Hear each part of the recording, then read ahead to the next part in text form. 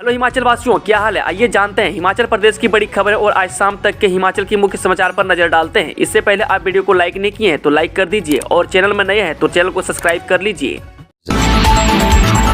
NPS share कटने का सताने लगा डर, बिजली बोर्ड में ओल्ड पेंशन बहाल न होने से कर्मचारी टेंशन में। जब बिजली बोर्ड में ओल्ड पेंशन बहाल नहीं हो पाई है और इसके साथ ही कर्मचारी को अब इस महीने भी एनपीएस शेयर कटने का डर सता रहा है। वह दरअसल बिजली बोर्ड में वेतन 20 मई के बाद बनना शुरू हो जाएगा और इसके लिए अब 4 दिन ही बाकी है।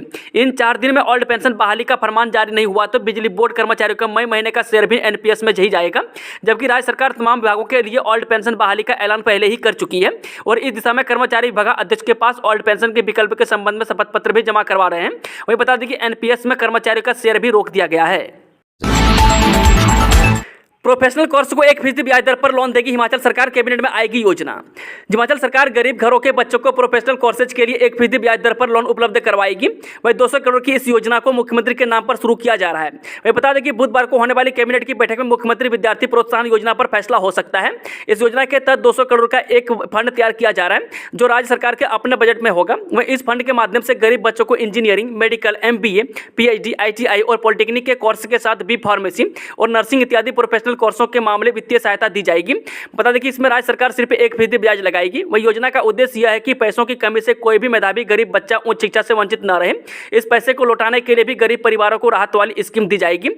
इसका फैसला कैबिनेट में ही होगा। नौकरी की तलाश करने वाले अभ्यर्थियों के लिए बड़ी खबर, CHSL में 1600 पद, 8 जून अंतिम तारीख। जो नौकरी की तलाश करने वाले अभ्यर्थियों के लिए बड़ी खबर है। वह कर्मचारी चयन आयोग की तरफ से CHSL भर्ती की नोटिफिकेशन जारी कर दी गई है। इसमें कुल 1600 से ज्यादा पदों पर नियुक्तियां की जाएगी। वही अभ्यर्थियों को सलाह है कि वे आवेदन की निर्धारित तारीख तक अगर करना है तो कर दें, क्योंकि इसके बाद किसी भी अभ्यर्थियों का फॉर्म एक्सेप्ट नहीं किया जाएगा। वही बता दें कि कर्मचारी चयन आयोग की तरफ से इस भर्ती के जरिए ग्रुप C पदों पर नियुक्तियां की जाएंगी। अब पूर्व कर्मी भी उतरेंगे सड़कों पर, समय पर पेंशन न मिलने पर गुस्साए HRC पेंशनर्स। HRC में अब ड्राइवर यूनियन के बाद पेंशनर्स भी सड़कों पर उतरने की तैयारी कर रहे हैं। वही दरअसल HRC पेंशनरों को महीने के पहले सप्ताह में पेंशन देने का वादा किया था, लेकिन सप्ताह के आखिरी महीने में ही HRC पेंशनरों को पेंशन मिल रही है। वहीं आलम यह कि पेंशनरों को अभी तक अप्रैल महीने की पेंशन नहीं मिली है। वहीं इससे पहले मार्च महीने की पेंशन 27 तारीख को दी थी। वही समय पर पेंशन न मिलने से पेंशनरों को बुढ़ापे में भी दिक्कतें उठानी पड़ रही है। वही पथ परिवहन पेंशनर्स कल्याण संगठन के प्रांतीय प्रधान सत्य प्रकाश शर्मा का कहना है कि जीवन के 30 से 40 साल HRC में सेवाएं देने के बाद अब बुढ़ापे में पेंशनरों को पेंशन के लिए इंतजार करना पड़ रहा है। वहीं पेंशनर्स जब सरकार व HRC प्रबंधन से इस बारे में बात उठाते हैं तो फिर उन्हें आश्वासन दिया जाता है कि उन्हें समय पर पेंशन प्रदान की जाएगी और लंबित वित्तीय भत्तों का भुगतान भी कर दिया जाएगा, लेकिन वास्तव में ऐसा होता नहीं है। हिमाचल में अनिवार्य होगा भूगोल विषय, जियोग्राफिक सोसाइटी ऑफ हिमाचल के प्रतिनिधियों ने शिक्षा मंत्री से की मुलाकात। हिमाचल में राज्य सरकार भूगोल को जल्द ही अनिवार्य विषय बना सकती है।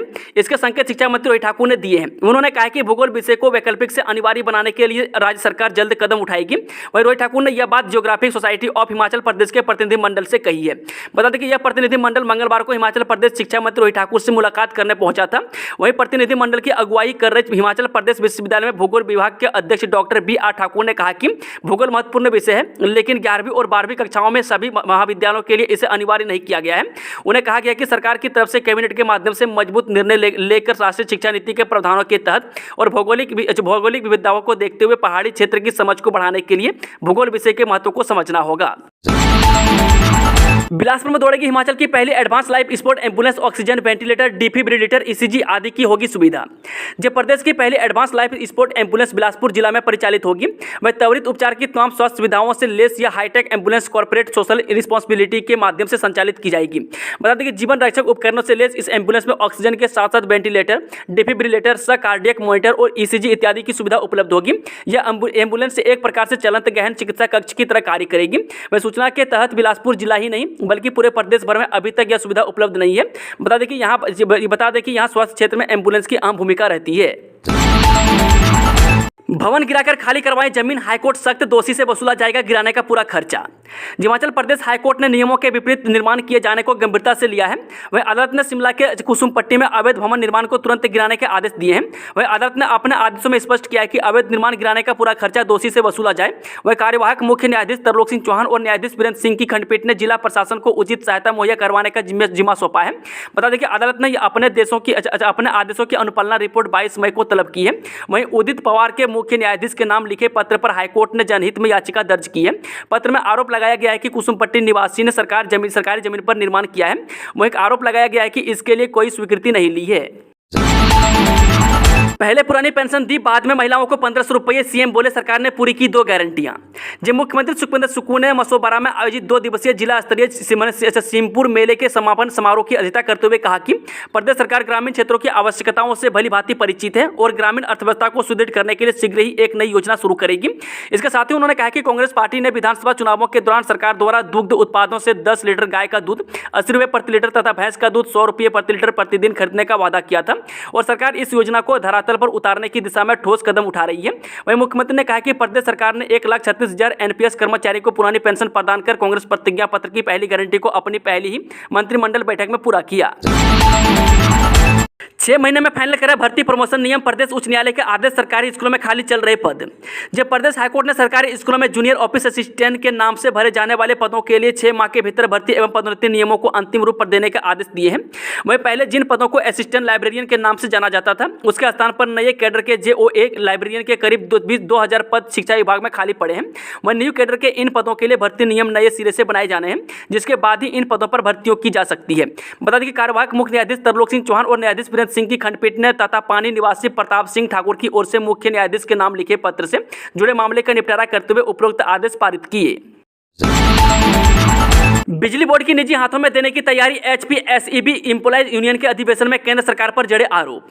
जब प्रदेश state electricity board employees union का जिला स्तरीय अधिवेशन वसंत रिजॉर्ट हमीरपुर में यूनियन के प्रदेशाध्यक्ष कामेश्वर शर्मा की अध्यक्षता में हुआ।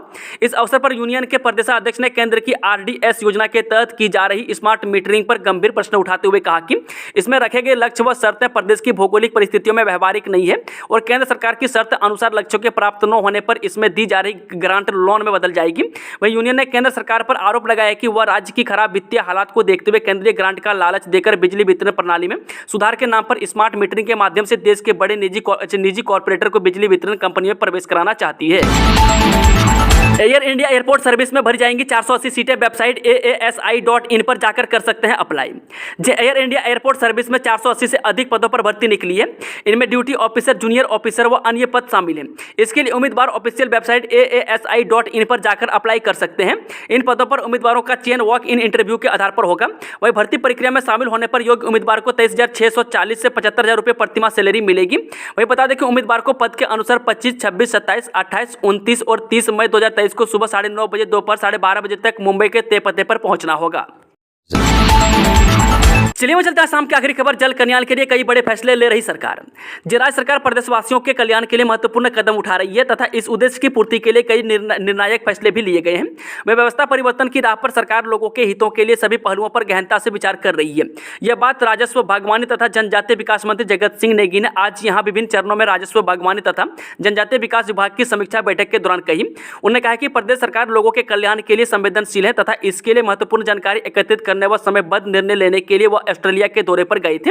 इससे प्रदर्शित होता है कि सरकार प्रदेश में अत्याधुनिक तकनीक तथा अत्यधिक सूचना के आधार पर विकास करने के लिए कृत संकल्प है। इसके साथ ही उन्होंने बैठक के दौरान संबंधित विभागों की गतिविधियों के बारे में जानकारी ली। दोस्तों, आज शाम की खबरों का सिलसिला समाप्त होता है। अगर जानकारी पसंद आई तो वीडियो को लाइक, शेयर, चैनल को सब्सक्राइब जरूर करें।